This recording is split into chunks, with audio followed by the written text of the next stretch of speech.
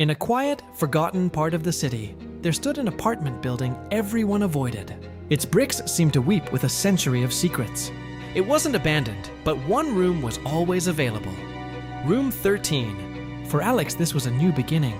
An aspiring photographer nursing a broken heart, he saw haunting beauty where others saw only dread.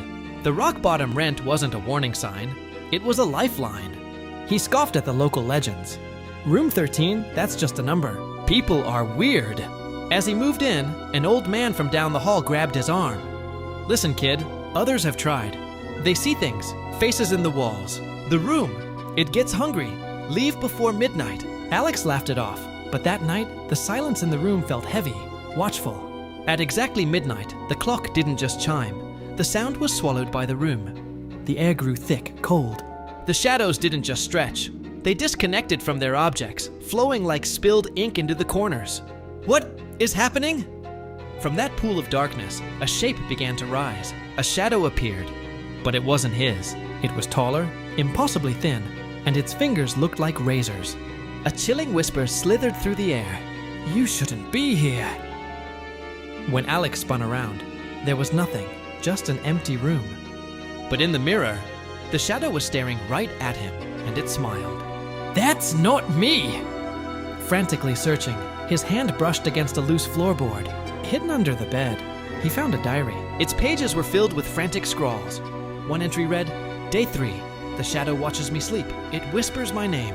Another, "Day 7. I saw my own face in the mirror today, but my eyes were black pits. It says we'll be together soon." The shadow grew stronger, feeding on his rising panic. The very light in the room seemed to dim as it solidified. Its deep voice echoed from the walls themselves. "Stay. Forever." Alex tried to escape, bolting into the hallway.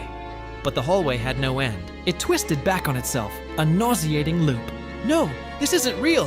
He collapsed, and then, silence. Sunlight streamed through the window. Morning came. Room 13 looked normal. Weeks later, the landlord smiled his hollow smile at a new, hopeful face. "New tenant?" As the young woman entered, she glanced at the dusty mirror.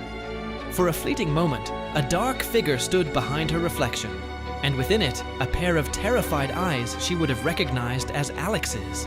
His voice, now just a faint echo, whispered one last time, "You shouldn't be here."